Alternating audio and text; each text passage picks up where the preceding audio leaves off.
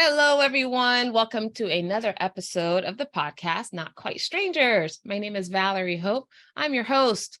And I love these conversations because they inspire my curiosity about the people that I've invited, but hopefully it does yours too. And we want to make sure that we are here to shift perspectives about what it's like to meet strangers and talk about meaningful things and ultimately establish a connection. And I'm so happy to establish a connection, in fact, because these two women I've been wanting to introduce to one another for almost 2 years, I would say. I mean, I've been dreaming about it and thinking a lot about it and planning for this moment. Not really. I kind of forgot. I forgot that I wanted to do that until recently. But, Burst my bubble. oh no, but that was so prevalent. It was so present in my subconscious that the moment the opportunity came up, I'm like, of course, this is the best time to do it. I'm going to start by introducing Lisa. Lisa, you and I have known each other for eternity. I think we met maybe 20 years ago. Yeah, wow. Yeah. You gave me my first job at Hyatt. Wow. And yeah, I know, back in the day. And then you've been such a wonderful supporter throughout my journey, not only in that company, but also as I started my entrepreneurship journey. You've had all HR roles all over the place in some of the most impressive organizations here in the Dallas, Texas area. But more than anything, one of the reasons that I thought, this would be a great conversation for you to have is because of your commitment to the community. Every time, no matter what position or what organization you're in, you're always trying to figure out a way to have that organization support, provide, connect with a meaningful area of the community. And I know human trafficking was one of the conversations we had about how to contribute to that particular that drive. So then when we were talking a couple years back about this, I said, oh my gosh, I had this woman on my podcast called Time to Come Alive a few years ago. She and I played tennis together. She'd be great to meet. And then nothing happened. I didn't do anything after that. So recently I was just like, I need to get you and Rebecca together, and ta-da, Rebecca Jowers. Yay. As I mentioned, Rebecca and I used to play tennis together. We've known each other for 10 years-ish, right? Yeah, I've been with Yost 15. 15, so yeah. I don't know when we met along the way somewhere. Yes, and Yost was our tennis tennis instructor, tennis coach. And it was interesting because Rebecca, you and I think when you came on the podcast, my first podcast, we talked a lot about your work with human trafficking. You're the executive director of the Puma Puma Foundation, but you also did some speaking with our young people at the Vickery Meadows, the youth development program, the Eagle Scholars. And every time I have a moment to learn about the work you do and the community it serves, it's incredible. First of all, it's intimidating because there's a lot of deep, serious, powerful trauma that you're connecting to and that you're supporting people through. But I thought, what a wonderful opportunity to at least bring these two very civic-minded individuals who care about people and developing people and giving people tools and resources, bring them together. So welcome to the podcast. Thank you. Happy to be here. So tell me the first impressions, or at least first thoughts about why I invited you. What's going through your mind when I say, hey, can you come on this podcast and meet Lisa, or come on this podcast and meet Rebecca? What are the first things that went through your mind? Either one of you. Well, while we were kind of in our slight break, I shared with Rebecca that I just did my very first podcast not too long ago. And when you approached me about 2 years ago, hey, I'd love to have you on my podcast, I was like, I'm not sure I'm a podcaster. And so I got through my first initial podcast, and it was very similar, just a conversation. So I'm happy to be here, and I really want to know more about your tennis because I think Valerie shared with you that I used to play tennis growing up all the time. So I'll have to get into this tennis. She shared nothing with me about you, so no. good to know that you're a fellow tennis player. Well, definitely we can talk tennis. And see, now, Rebecca, it's not my fault that 2 years went by without this introduction. It was actually Lisa's fault. It was my fault. Yes. She didn't want it. I'm like, He wasn't ready. I wasn't You ready. weren't ready. You weren't ready. And I'm like, unless you're meeting on the podcast, it doesn't count. You can't meet. Well, for me, it was, so I've been doing this anti-trafficking work for almost 10, 12 years now. So I've done a bunch of radio, podcasts, different things. And some are real awkward, to be honest, but when Valerie asked me, I was like, oh yeah, I'll do anything with Valerie because she's a great hostess, super personable. You're excellent at what you do. So when you first asked me, I said, sure. And then I was waiting for more information. Like the first time you said, well, this is what I want to, this is what we're going to talk about. We're going to do this on the podcast. And I want you to talk about this. I said, great. So I send her this email. Okay, so tell me about this podcast. And she's like, well, it's about strangers meeting. And that's all I can tell you. So Very I mysterious. thought Valerie knows a ton of people. And I thought this is going to be fun. So, Yeah. Good. Always. Very mysterious. but I trust you. So here I am. Yeah. I Sure. appreciate that. I appreciate you both, and I don't take that for granted. The line that I saw, the connection line, and Lisa, when you and I first talked about this a few years ago, was when you were working for an organization that wanted to do some more work with women, I believe, and specifically you mentioned human trafficking. And Rebecca is the one person I know in town that knows the most and has the most passion and resourceful when it comes to that topic. So that was where the top of mind name that came up as far as getting the two of you connected. But I'm curious about, first, let's start with you, Lisa, because you were kind of the impetus for this. What was your interest in anti-trafficking? Right. So I've been in the hospitality hotel business in Dallas for 18 years. I don't, maybe more. I don't know the time warp. Many, many years. And I'm involved with the Hotel Association, a restaurant association. And I guess it was about 5 years ago when, or maybe less, when I realized the issues that we have in our community with human trafficking. And I was embarrassed. I felt very ignorant to the issues, being that my work life has been in downtown Dallas for many years, and I wasn't aware that it was a problem. And that's when I started to figure out, okay, who do I go to learn more, particularly when we're trying to support our hotel staff, know the signs, or restaurant staff, know what to look for with the training. And so that's kind of what piqued my interest, and what can I do to help? Because the idea of somebody being trafficked is just horrific. And I can't even imagine what that experience is. And I know, Rebecca, I'm sure you have obviously so much more knowledge. And I believe one of my hesitancies to be on the podcast is I still feel like I don't have the knowledge. I'm curious and I want to help.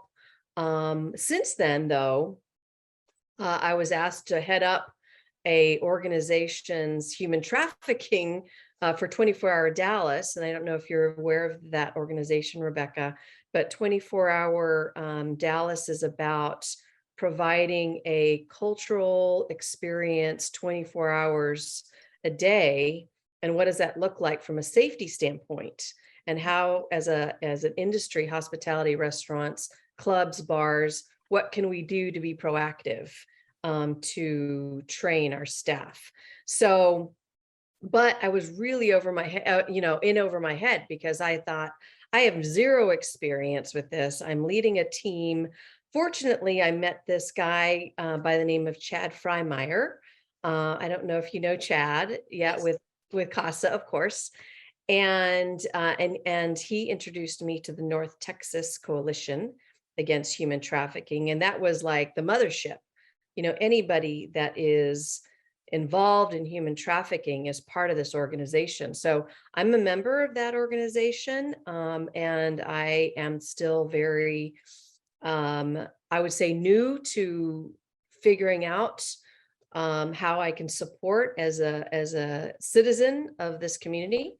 And so it's been very interesting. Since then I've been working with a couple organizations to really bring awareness. But it's just like, baby steps in the massive need that's happening in our community. So that's kind of how I started to get exposed to human trafficking in our community. And so with my involvement with the Restaurant and Hotel Association, how can I help expand that? So that's kind of my exposure. And I'm really excited to learn more about what you do, because I really want to volunteer more, particularly helping the survivors, and how do we help them feel empowered to overcome, all the issues and horribleness that they've experienced. Wow, you're doing a lot more than I even think you mentioned to me a couple of years back. So it's been a buildup. Yes. But Rebecca, before you answer or address the things that Lisa have mentioned, maybe it's helpful for anyone that might be watching who's not familiar with what is human trafficking, anti-trafficking, what does that mean? Perhaps you can give us a little bit of some context setting. Yeah, that's a great place to start. So human trafficking, I really define as modern day slavery. That's what it is. People think slavery doesn't exist anymore in the world, but there are more slaves today in the world than there ever have been before, even though slavery is illegal in every country in the world. And so what that looks like basically is controlling a person using force, fraud, or coercion, which if you heard stories that describe what force, fraud, and coercion looks like, it gives you a better picture of what trafficking is. But it's controlling a person with force, fraud, or coercion for the purpose of sexual exploitation or labor exploitation, because there's labor trafficking as well as sex trafficking. And oftentimes it's both of those things. So human trafficking is quite a problem in Texas. They've oh, there goes my light. Did it fall? It did. You're gonna put this in your bloopers. I should have jumped up and grabbed it instead of just watching it crash. That's okay. You want to get it? Can you do a timeout? Yeah, I can. I'll do a little timeout. Be me. Good. Okay. No. It's okay, Raymond. I'll get it later. My husband's so sweet. He's coming in to clean up the broken glass. I'm like, Oh no! Oh, did it break? yeah, but it's fine. Oh no! It's just a light. It's just a light bulb. Okay. No, I think he's like, "What's that?" We'll figure out the damage later. Oh. Okay, where was I? So you basically just set for us the context of this modern day slavery, right? Yeah, and so and you mentioned Texas. Why Texas? Yeah, so the scope of the problem in Texas, the University of Texas, UT Austin School of Social Work, recently did a study on this, which it's really hard to get numbers about the problem, as you can imagine, because it's hidden, it's underground, it's illegal. But they identified 79,000 minors who are victims of human trafficking just in Texas alone.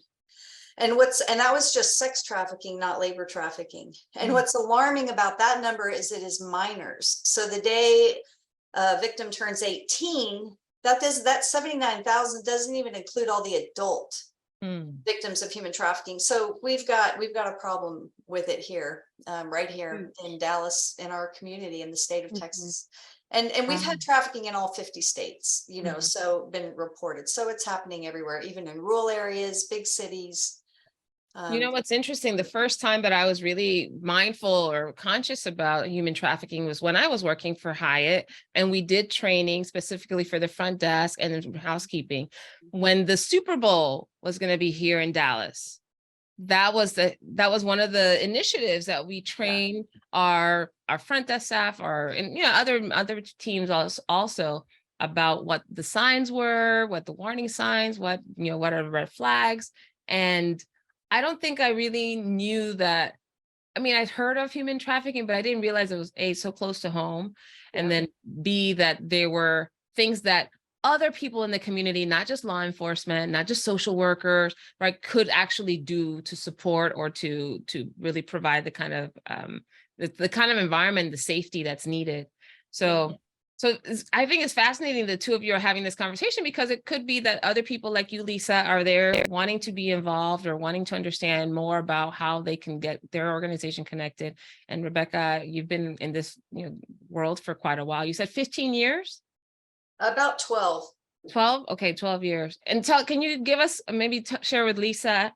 Actually, no, Lisa, you might have some questions for Rebecca right now about what you've heard. So I'll have you ask them. Okay. Yeah. Well, I guess my question is, how did you get started in this line of work? Because I know it can be really, really heavy. And I can't even imagine at what point are we winning? It's like this war against human trafficking. And what does success look like when there, I would imagine, zero victims. But how did you get started? Is somebody knocking on your door, Rebecca? Yeah. Yeah. Your husband's trying to save you. Clean up my mess. No, it's so for me, I was introduced to it. Actually, I mean, I was introduced to the problem in 2006, 2007. So it was a long time ago that I knew first about human trafficking, and it was more in an international context. And so when I realized my husband was not going to let me move to Cambodia with our 4 daughters and serve in it, Wow. serve helping people, because I saw a video of these young girls getting rescued out of a brothel. Yeah. And my children were 6, 8, 10, and 12 at the time. And so as a mom of 4 daughters, I mean, I was broken. I thought, I cannot believe the little girls in the video were about my kids' ages. And I just thought, how can I just go to sleep in my bed in my little community, warm and safe and comfortable, and my children are as well, knowing that there are these boys and girls being sold for sex every single night. And so, we're a faith-based organization. So for me, God planted a seed in my heart that night. And then over a period of about 6 years, I was in grad school, worked part-time, was in grad school, raising a family. I just continued to learn, research. And then about the time I graduated with my master's, at that point, I really felt a calling to do something. And so I really began researching, and I'm a former educator. And so it started with, I thought, well, I don't really know how to start this. I don't really know what to do. What do I know how to do? I know how to educate. And so it began with, Valerie's heard our Human Trafficking 101. It began with just, making people aware of the problem. And to date, we've educated more than 26,000 people about the problem of human trafficking. And we have our curriculum for healthcare providers. They have mandatory training required every 2 years to renew their medical license. We have our curriculum approved by the Department of Health and Human Services. So we started raising education, raising awareness. I thought people need to know this is happening. And so I did that for about 5 years. And I thought, okay, surely everybody should know by now. I'm ready to go on to the next thing. And I'm just shocked still here, so many years later, we're still educating. In fact, we were able to hire an education director for Poema, which I'm so grateful for. And so it started with that. But then people started referring survivors to us. Well, actually, prior to that, we started another portion of our ministry where we take posters of at-risk missing youth into the community. We go to hotels, we go to truck stops, we go to convenience stores, any place where a runaway child might go or a trafficker may take a child. And typically we like to call them missing children because runaway has a kind of stigma. Oh, that's a kid who chose to run away, but often there's a situation at home and they're usually running from something, not always to something, or they're enticed away, that force, fraud, and coercion. So we've helped with the recovery of 373 missing youth, in partnership with For the One, with some private investigators we partner with. And then at that point, I mean, now we've grown to having, I think, 12 to 15 campuses, over 500 active volunteers that take these posters missing kids, Dart Rail Station, bus station, and we're even in South Carolina doing that work as well. And then so from there, people started calling us, hey, my daughter was trafficked, my friend's child was trafficked, referring people to us for help, law enforcement, social services.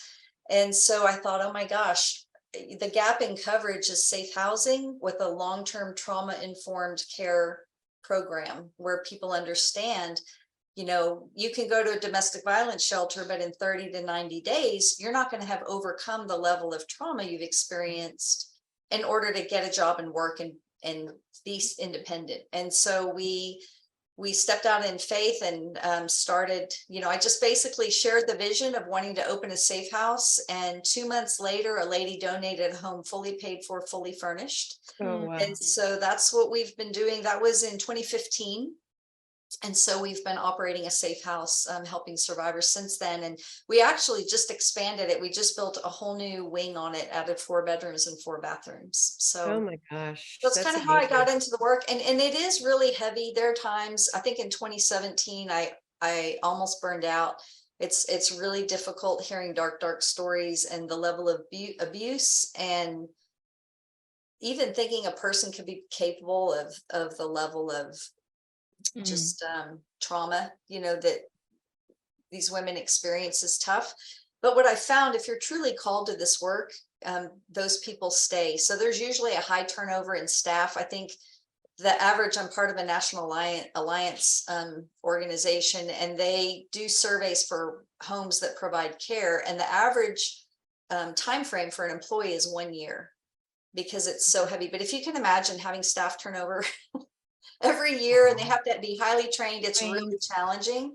But I've got a really great core group of employees right now who are dedicated and called to this work. And so it's been really, I feel like we're in our sweet spot after we're celebrating our 10th year of having the nonprofit and doing the work. So wow, congratulations.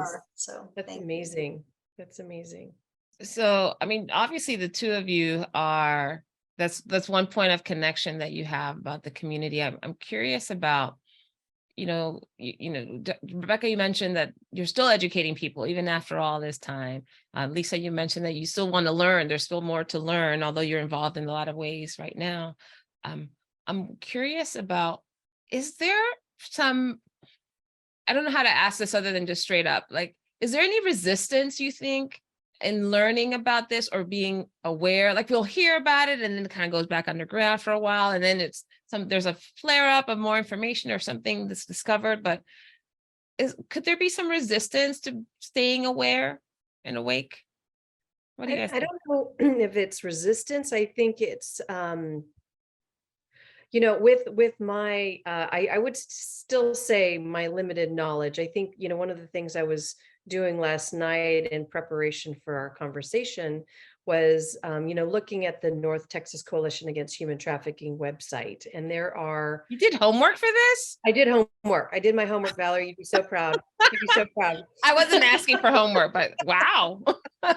Well, the great thing is there are so many amazing organizations dedicated to this work.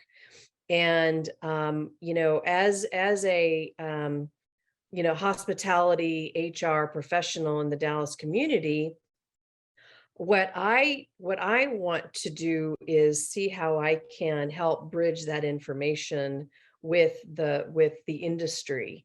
And what the light bulb went off for me when I was on a bus tour with the New Friends, New Life organization, and Matt Osborne, who was the facilitator on the bus tour, and there was a bunch of other, hotel professionals on this tour.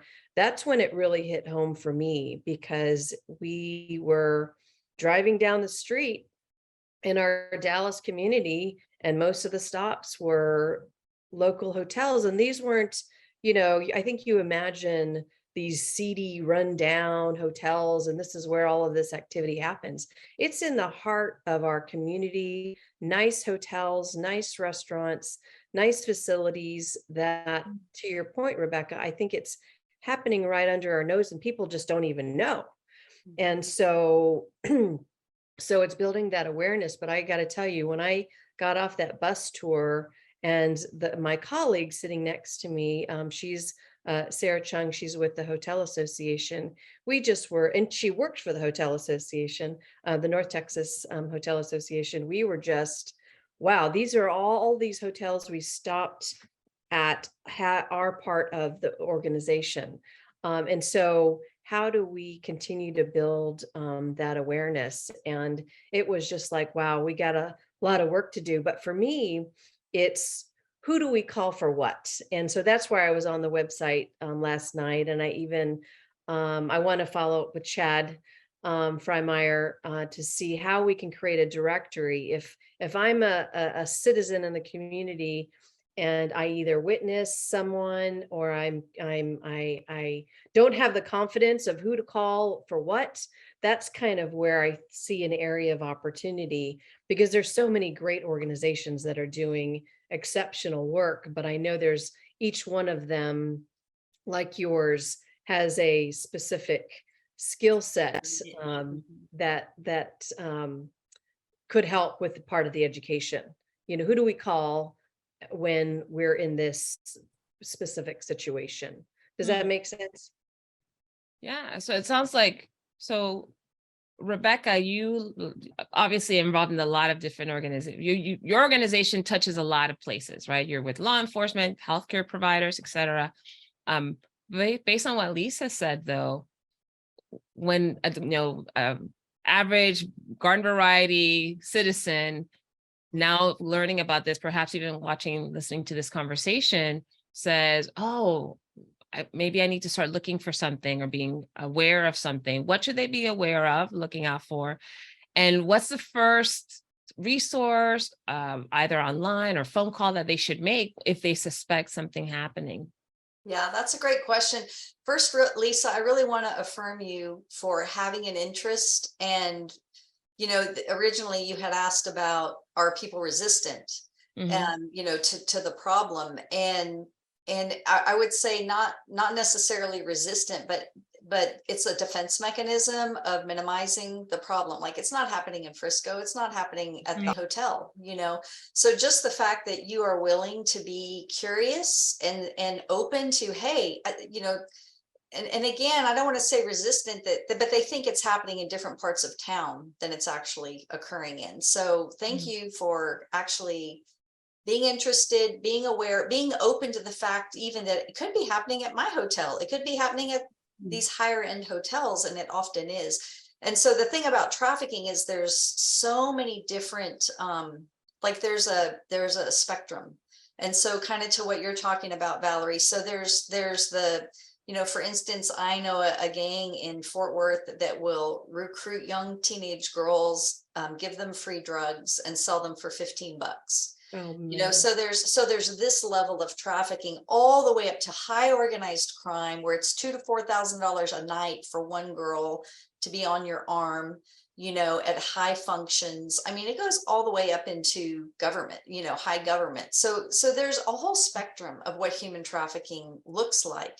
And so to identify it, to your point, Valerie, it's complex, it's very complex. But what I can tell you is that, the biggest challenge is once they turn 18, trying to help trafficking victims. So if it's a child who is, things you would look for, like I can tell a story of a 15-year-old girl in a part of a suburb of Dallas who got enticed away on social media to, got in a fight with their mom, and it's all through relationships. It's not, the misconception is they were kidnapped, the van pulled up, threw them in, and they drove them away.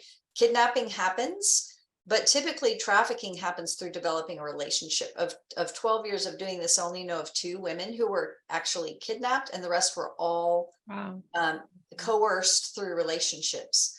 And threats to their family, threats to their grandmother, threats to their little brother. So so things you look for is that controlling person. So there may be someone who has multiple hotel room keys. There may be somebody, like the young girl so she actually got rescued because someone at a hotel recognized what they were seeing wasn't right. So this young girl got and fight with her mom, single mom, raising all these kids. And so she's grounded for the summer, and her online person says, oh, give me your address. You can sleep on my couch. There's no rules. And prefrontal cortex isn't fully developed for teenagers. Sounds like a great plan for her, rather than being, grounded at home all summer. Yeah. And so she gives the number, they come, and it was a girl and her pimp. The girl was 19. She used to, when she was 16, she was trafficked, but now she's a perpetrator. And so the biggest thing is identifying your perpetrator what the perpetrator looks like in your mind is probably false, which is why we teach HT 101. So a young girl who's 19 can be a perpetrator. There's a grandmother, Hortensia Medilis, in Houston, who was the matriarch of a familial trafficking ring. I would never have thought of a grandmother as being a trafficker or leading a big family trafficking ring. So those are things to be open to look for, mainly the control things. So this young girl left with these two. They took pictures of her, had sex with her, gave her drugs. And then they were at an extended stay motel in Louisville. And then they advertised her online to be sold. A UNT professor bought her. Several UNT students bought her.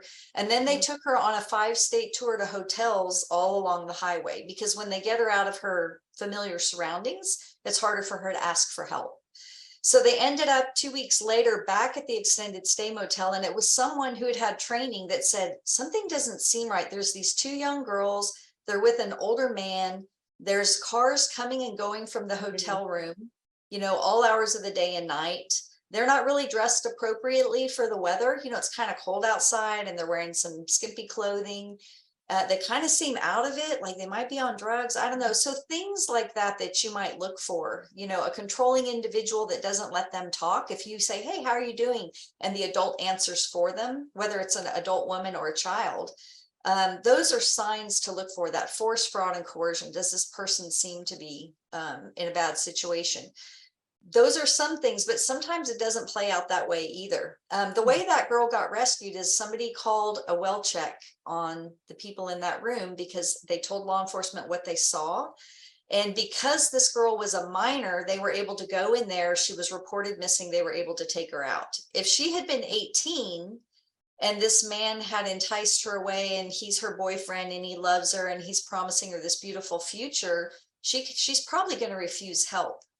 Or if he's threatened to kill her grandmother, she's probably going to refuse help and say, no, I'm fine. So it's really difficult. You can identify situations, but it doesn't mean we can always intervene and help. I was at a hotel so we do our outreach, we go to hotels throughout the Metroplex, and I saw 2 guys loading their car up, and they had 2 young girls. This one haunts me, 11, 12, maybe. Each getting in the different cars. So I could call law enforcement right at that moment. The problem is in Dallas, there's slow response time because they have they have a huge caseload of what they're doing. Yeah. And so what I did is I took the license plate, and then people could take a license plate and contact us. And then we work with private investigators that then get from that license plate, they get on social media, they start investigating. If there's pictures of missing kids on their profile or that they're friends with, then that's a clue that they can follow. And so so those are some of the things that you can do, but it is hard to know. And I always say, if there's someone in imminent danger, call law enforcement. I was in downtown Atlanta for a volleyball tournament with my daughter, and there was a pimp standing on the corner, and I know it was a pimp only because now I know what to look for.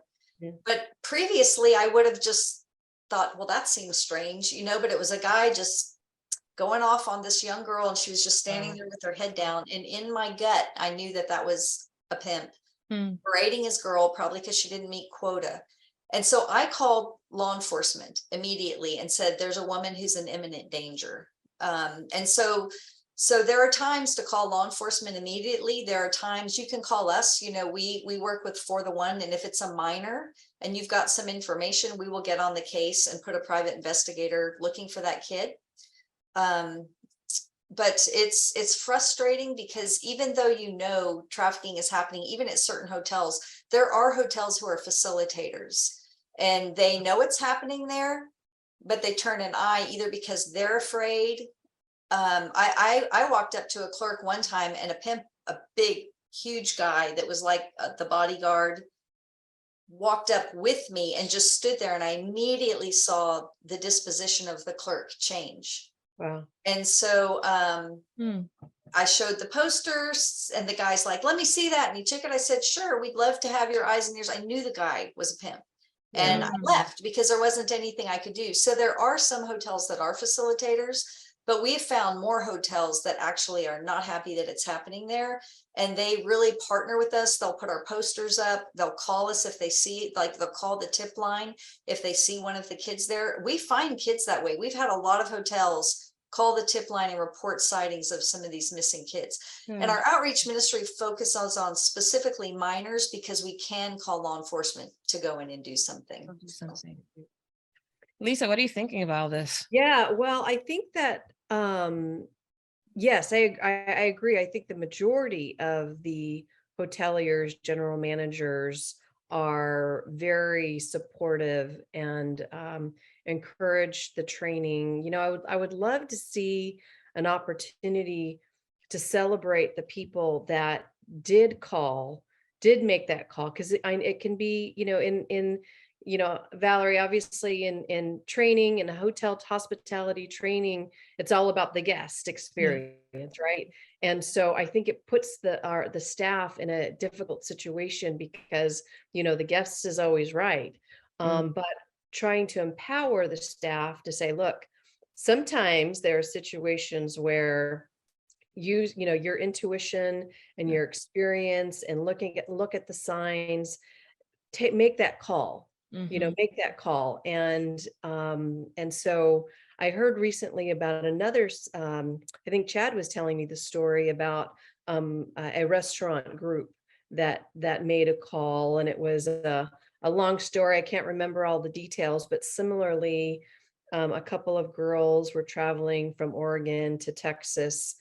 Car broke down. They were kind of helpless, but they were able to, through a contact in Oregon and Texas, they were able to get some help very quickly, because they were, again, teenagers traveling alone, hardly any money, and I think one of them even had a brand new baby. So it was a very, very difficult situation for them, but they were rescued immediately, and that's the great news. You know, the organizations that are really boots on the ground, really doing the training and education that your organization is doing, Rebecca, and helping the survivors. And that's kind of where I'd like to get more involved. In fact, I reached out to my friends over at New Friends, New Life last week, because I really want to see what I can do to help rebuild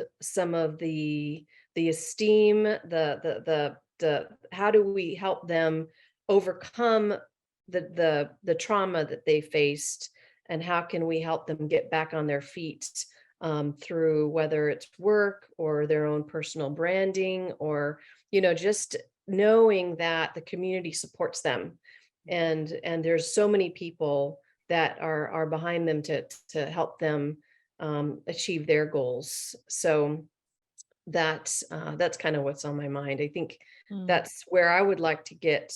I feel like that's my niche, to help. Helping the survivors, or like when I mentioned when I was on the bus tour with Matt Osborne, and he, you know, ex-CIA guy that was, wow, incredible storyteller, but he just kind of left chills up and down your arms, because it was as he was sharing the stories and helping these victims escape these perpetrators.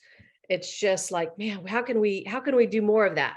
You know, how can we bust these guys and gals that are involved in attracting these young vulnerable people into this situation? Because it to your point, Rebecca, it's all about the relationships. You know, if they're not getting the support they need from their family, or, you know, they're a young teenager and parents, that's the last thing who they want to listen to, or may not have that parent support system.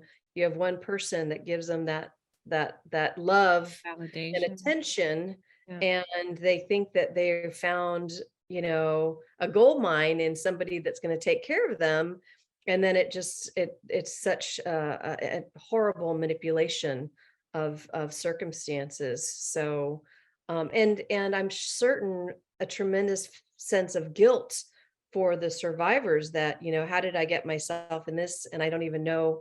And I think one of the things I would love to ask you, Rebecca, from what I've heard, that many of the victims don't even realize they're victims, right?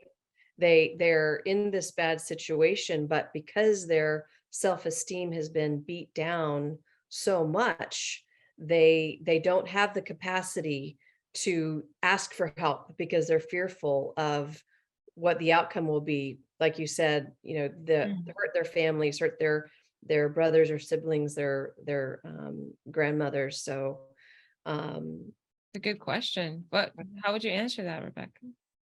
Well, exactly everything you said, spot on.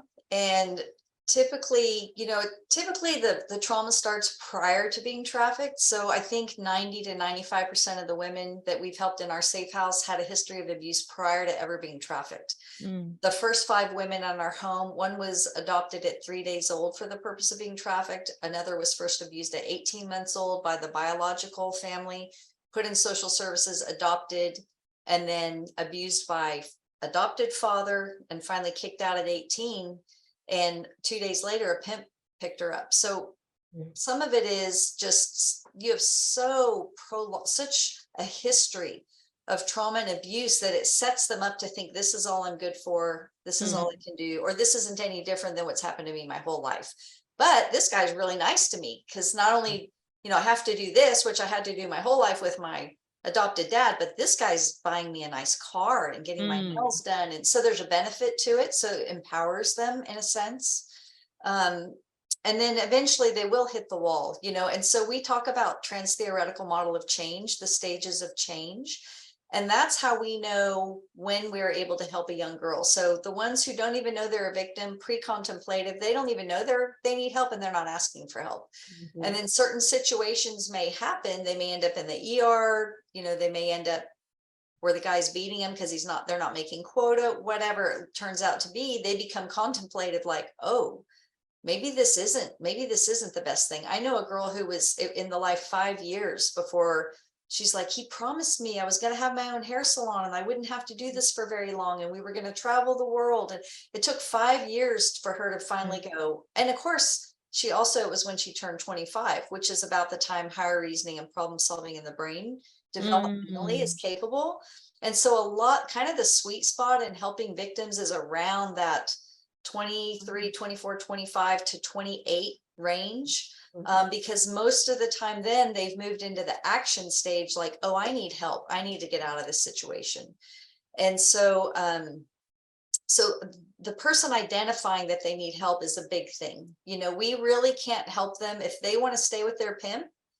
We can offer all the help, and we still walk with them. I have girls on the streets, they're still with their pimp that I have a relationship with, that they came to the house for about 3 months and then they relapsed for various reasons. One was going to have to go to trial, and just the fear and anxiety of having to face her perpetrator in court and be cross-examined terrified her. So she fled. He was in Houston, which is why she came to us in Dallas to get away from him.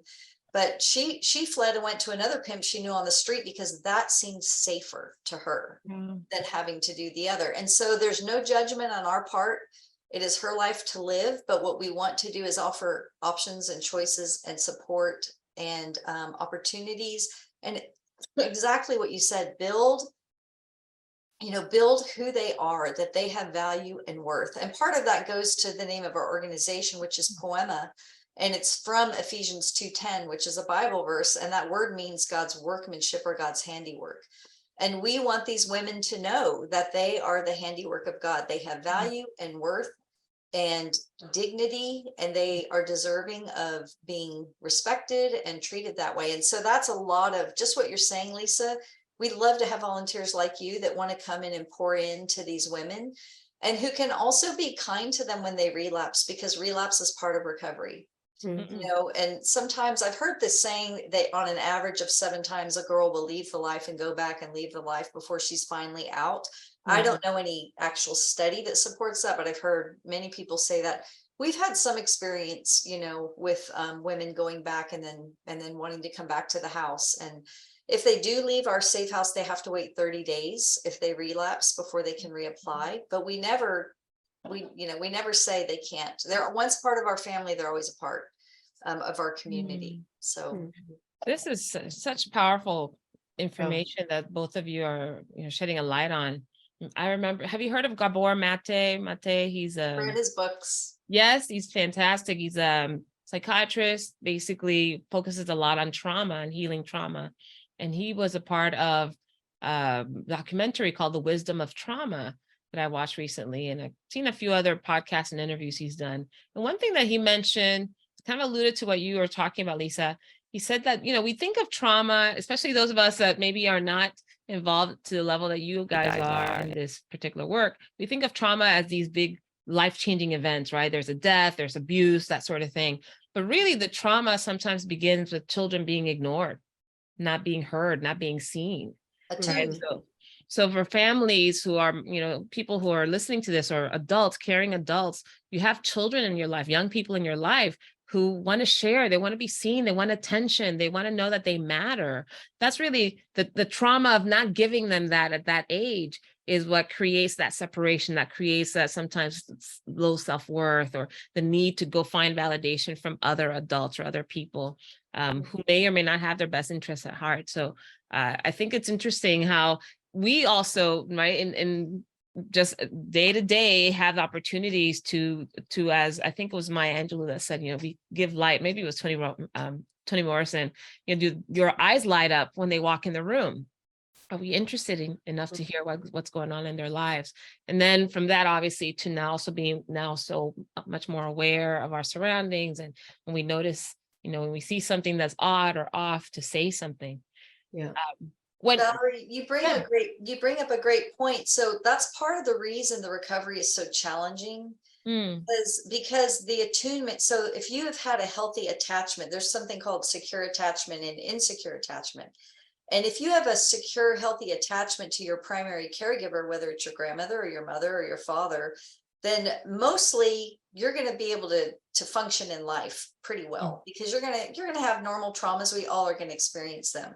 But if you've had this secure attachment, this attuned parent who sees you, feels you, allows you to experience big emotions, they can handle them and they can help you regulate them. That is all so critical to not being vulnerable to be recruited away by someone who doesn't have your best interest at heart. So what you say is a great point, but it can be frustrating to people on the other end, like Lisa or myself, who want to help these people, but they have so much from the past they have to heal from. Not that it can't be done, it can, but that's why it's long term. So what you're saying is spot on. Attunement to your child or niece or nephew or whatever is the most beautiful gift you can give a person, to being attuned to them. Yeah.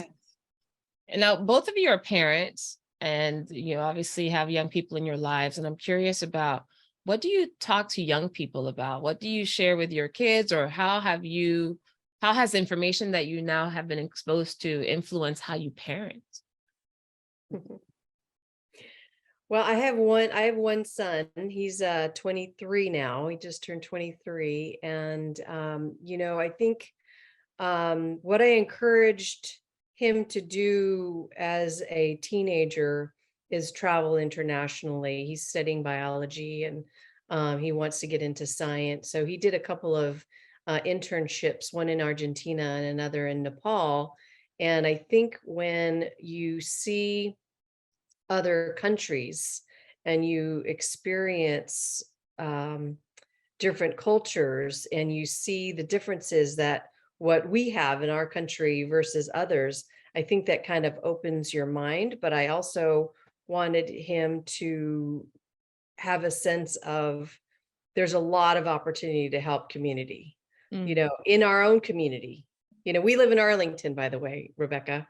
That's where I live. And, so I feel like I'm in the middle of, the Dallas-Fort Worth Metroplex.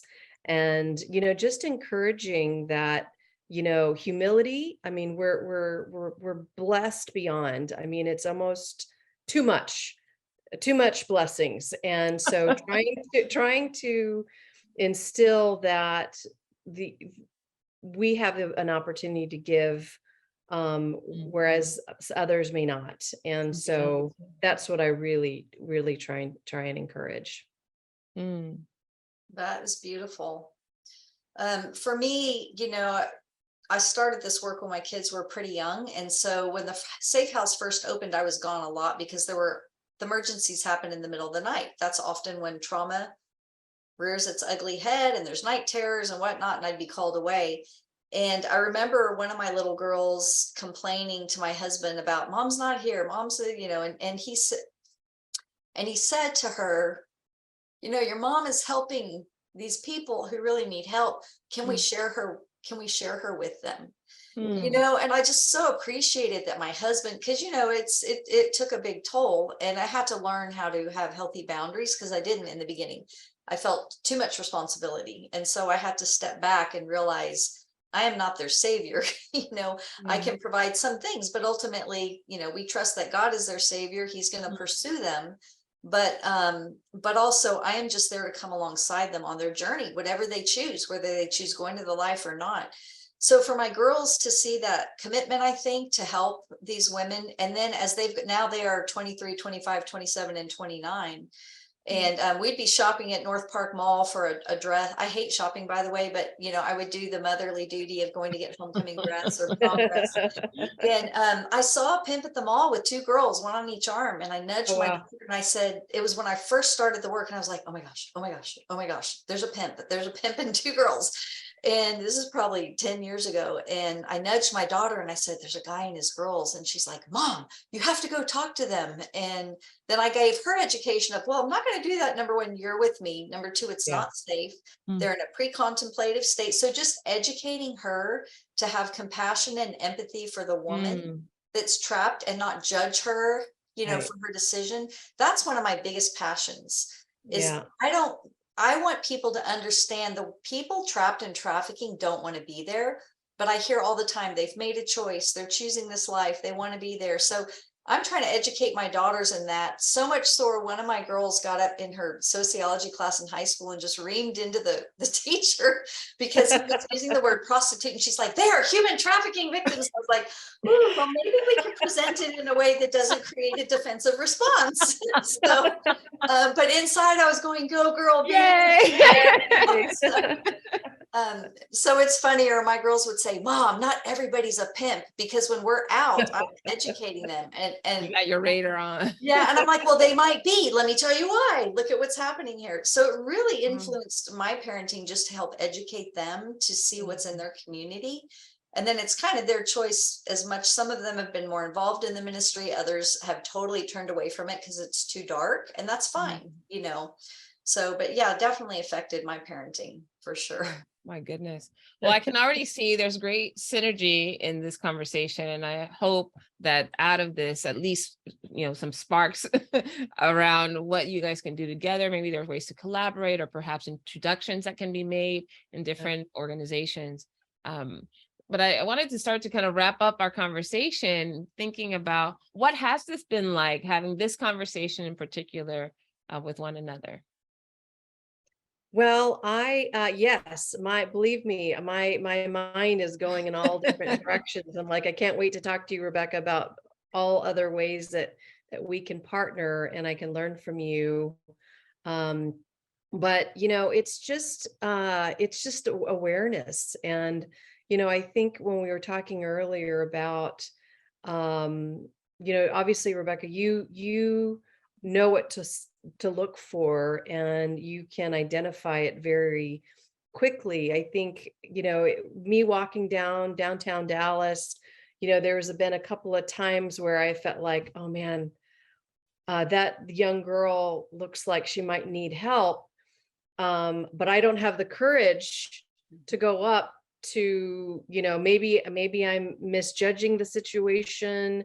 But there was one moment that I'll never forget. I was kind of over right downtown, right by the Jewel Hotel, which is, I worked in that kind of area of Main Street in Commerce, and there was a young girl sitting down, and we kind of locked eyes, and I smiled at her and she smiled back, and it was like, man, I really wish I could go back and, do something about that. And so that's kind of what I hope that I will continue on this mission.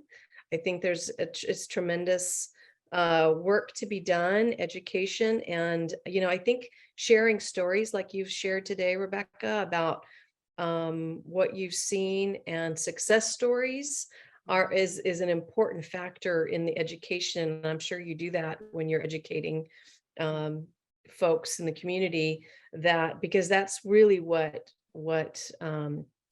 again, that light bulb went off, like, wow, these are real people in our community that need our help. And so I really appreciate you, Valerie, for persisting in this conversation, even though we had a couple of year hiatus. I'm really excited that I've had an opportunity to meet Rebecca, and hopefully, I'm certain, in fact, that we will work together down the road.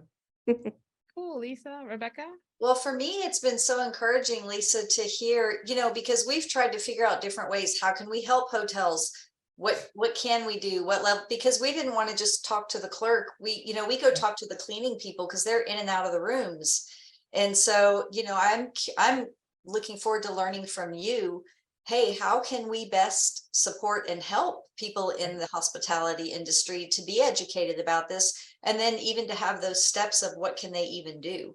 And so because you know how it works, you know how the hotels work, and you know how that operates, and you know what your need is. So, I can't wait to talk to you and learn, hey, what can we do? Here's what we can offer, but how does it best fit with your industry and what you do? And then beyond that, I would love you to come volunteer at our safe house. So yes, we can, and where are you located? So it's a safe house, so I can't. We can't tell them. It's a secret safe house. Yes, safe house. I mean, I tell you, but I'd have to Great kill point. you. Oh no! And then that would perpetuate a cycle. That's right. Good point. No, but no, we're in the Dallas Metroplex area, and so it's an undisclosed location for obvious reasons. Yeah, that makes sense.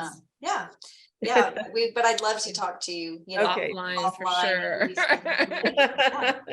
Sounds I great. will not put a link to the safe house or any information. But if nothing else, I think this conversation just shows what two committed people to this community can do, and the resources that between the two of you could really make an impact on not only those that are victimized, but also well-meaning organizations who might be either facilitating unknowingly, or because of perhaps lack of knowledge and information or education or resources, may not be doing the things that could really help, just really put a big stumbling block in the trafficking industry. Thank you both so much for saying yes. And I gotta say, it's a hard conversation in general. I mean, and Rebecca knows some stuff.